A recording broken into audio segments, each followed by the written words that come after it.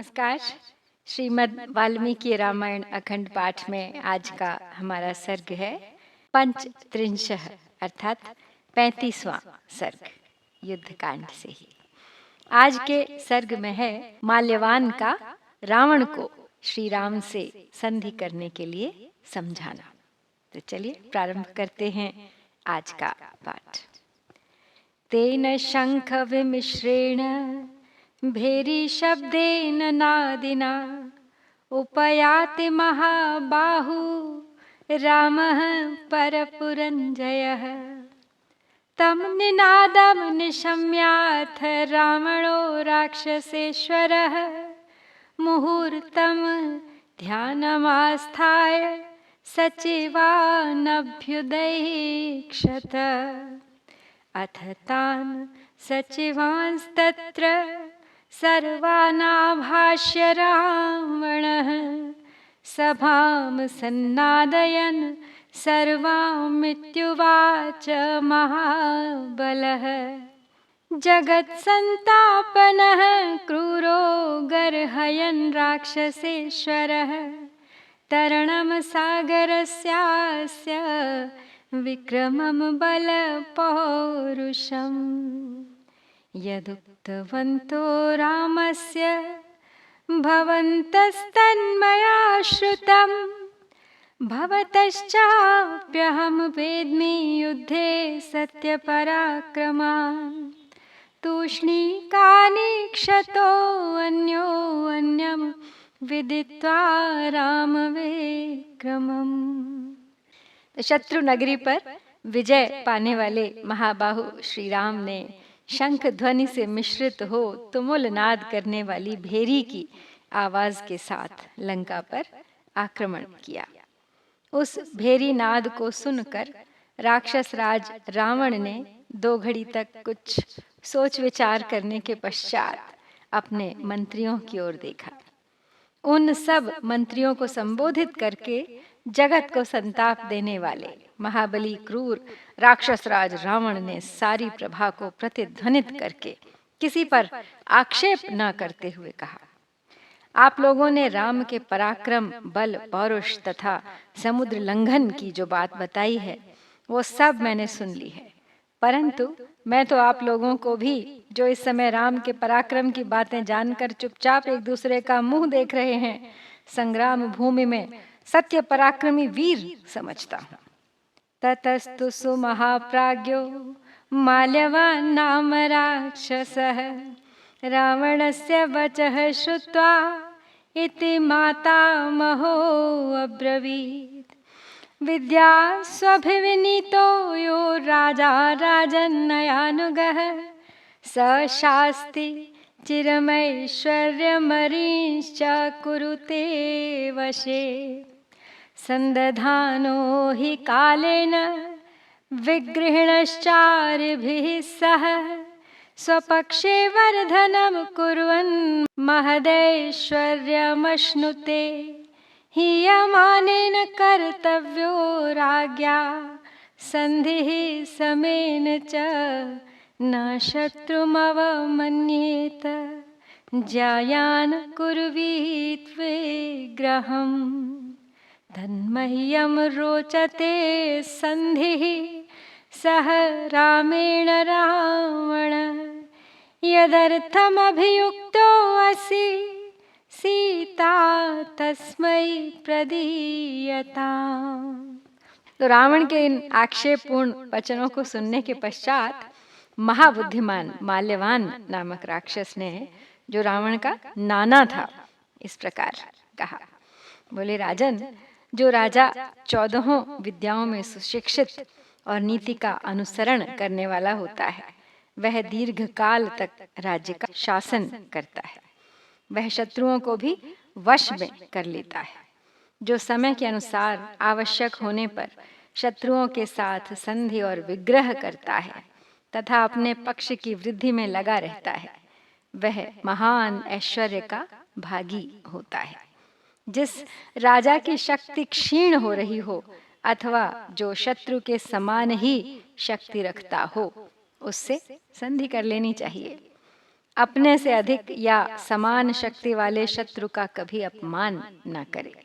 यदि स्वयं ही शक्ति में बढ़ा चढ़ा हो तभी शत्रु के साथ वह युद्ध ठाने। इसलिए रावण, मुझे तो श्री राम के साथ संधि करना ही अच्छा लगता है। जिसके लिए तुम्हारे ऊपर आक्रमण हो रहा है वह सीता तुम श्री राम को लौटा दो। तस्य देवर्षयः सर्वे गंधर्वाश्च जयैषिणः विरोधम् आगमस्तेन संधिस्ते तेन रोचताम्। असृजत् भगवान् पक्षौ द्वावेव हि पितामहः सुराणामसुराणां च धर्माधर्मौ तदाश्रयौ। धर्मो हि श्रूयते पक्ष अमराणां महात्मनाम्। अधर्मो रक्षसां पक्षो ह्यसुराणां च राक्षस। धर्मो वै ग्रसते अधर्मं यदा कृतमभूद्युगम्। अधर्मो ग्रसते धर्मं यदा तिष्यः प्रवर्तते। तत्त्वयाचरता लोकान् धर्मो अपि निहतो महान्। अधर्मः प्रगृहीतश्च तेनास्मद्बलिनः परे। तो माल्यवान रावण के नाना समझाते हुए उसे आगे कहते हैं कि देखो, देवता, ऋषि और गंधर्व सभी श्री राम की विजय चाहते हैं, अतः तुम उनसे विरोध मत करो, उनके साथ संधि कर लेने की ही इच्छा करो। भगवान ब्रह्मा ने सुर और असुर दो ही पक्षों की सृष्टि की है। धर्म और अधर्म ही इनके आश्रय हैं। सुना जाता है महात्मा देवताओं का पक्ष धर्म है, तो राक्षसराज राक्षसों और असुरों का पक्ष अधर्म माना जाता है। जब सत्ययुग होता है तब धर्म बलवान होकर अधर्म को ग्रस लेता है, और जब कलयुग आता है तब अधर्म ही धर्म को दबा देता है। तुमने दिग्विजय के लिए सब लोकों में भ्रमण करते हुए महान धर्म का नाश किया है और अधर्म को गले लगाया है, इसलिए हमारे शत्रु हमसे प्रबल हैं। सप्रमादात् प्रवृद्धस्ते अधर्मो अहिर्ग्रसते हिनः। विवर्धयति पक्षं च सुराणां सुरभावनः। विषयेषु प्रसक्तेन यत्किञ्चित् कारणात् त्वया ऋषीणाम् अग्निकल्पानाम् उद्वेगो जनितो महान्। तेषां प्रभावो दुर्धर्षः प्रदीप्त इव पावकः। तपसा भावितात्मानो धर्मस्यानुग्रहे रताः। मुख्यैर्यज्ञैर्जन्त्येते तैस्तैर्यत्ते द्विजातयः। जुह्वत्यग्निश्च विधिवत् वेदांश्चोच्चैरधीयते। अभिभूय च रक्षांसि ब्रह्मघोषानुदीरयन्। दिशो विप्रदुताः सर्वाः स्तनयितुरिवोष्णगे। आगे कहते हैं माल्यवान कि तुम्हारे प्रमाद से बढ़ा हुआ अधर्म रूपी अजगर जो है वो अब हमें निगल जाना चाहता है, और देवताओं द्वारा पालित धर्म उनके पक्ष की वृद्धि कर रहा है। हे राजन, देवताओं का पलड़ा भारी है। विषयों में आसक्त होकर जो कुछ भी कर डालने वाले तुमने जो मनमाना आचरण किया है, इससे अग्नि के समान तेजस्वी ऋषियों को बड़ा ही उद्वेग प्राप्त हुआ है। उनका प्रभाव प्रज्वलित अग्नि के समान दुर्धर्ष है। वे ऋषि मुनि तपस्या के द्वारा अपने अंतःकरण को शुद्ध करके धर्म के ही संग्रह में तत्पर रहते हैं। ये द्विजगण मुख्य मुख्य यज्ञों द्वारा यजन करते, विधिवत अग्नि में आहुति देते और उच्च स्वर से वेदों का पाठ करते हैं। उन्होंने राक्षसों को अभिभूत करके वेद मंत्रों की ध्वनि का विस्तार किया है। इसलिए ग्रीष्म ऋतु में मेघ की भांति राक्षस संपूर्ण दिशाओं में भाग खड़े हुए हैं। ऋषीणाम अग्निकल्पानाम अग्निहोत्र समुत्थितः आदत्ते रक्षसाम तेजो धूमो व्याप्य दिशो दश तेषु तेषु च देशेषु पुण्येष्वेव दृढव्रतैः चर्यमाणं तपस्तीव्रं संतापयति राक्षसान् देवदानवयक्षेभ्यो गृहीतश्च वरस्त्वया मनुष्या वानरा ऋक्षा गोलाङ्गुला महाबलाः बलवन्त इहागम्य गर्जन्ति दृढविक्रमाः उत्पातान् विविधान् दृष्ट्वा घोरान् बहुविधान् बहून् विनाशमनुपश्यामि सर्वेषां रक्षसामहम् खराभिस्सनिता घोरा मेघाः प्रतिभयङ्कराः शोणितेनाभिवर्षन्ति लङ्कामुष्णेन सर्वतः रुदतां वाहनानां च प्रपत्यन्तश्रुबिन्दवः रजोधस्ता विवर्णाश्च नाप्रभान्ति यथा पुरम्। रावण को समझाने का प्रयास करते हुए आगे कहते हैं, माल्यवंत की अग्नितुल्य तेजस्वी ऋषियों के अग्निहोत्र से प्रकट हुआ धूम 10 दिशाओं में व्याप्त होकर राक्षसों के तेज को हर लेता है। भिन्न भिन्न देशों में पुण्य कर्मों में ही लगे रहकर दृढ़ता पूर्वक उत्तम व्रत का पालन करने वाले ऋषि लोग जो तीव्र तपस्या करते हैं, वही राक्षसों को संताप दे रही है। तुमने देवताओं, दानवों और यक्षों से ही अवध्य होने का वर प्राप्त किया है, मनुष्य आदि से नहीं। परंतु यहाँ तो मनुष्य, वानर, रीछ और लंगूर आकर गरज रहे हैं और वे सब के सब हैं भी बड़े बलवान, सैनिक शक्ति से संपन्न हैं, सुदृढ़ हैं, पराक्रमी हैं। नाना प्रकार के बहुत से भयंकर उत्पातों को लक्ष्य करके मैं तो इन समस्त राक्षसों के विनाश का ही अवसर उपस्थित देख रहा हूँ।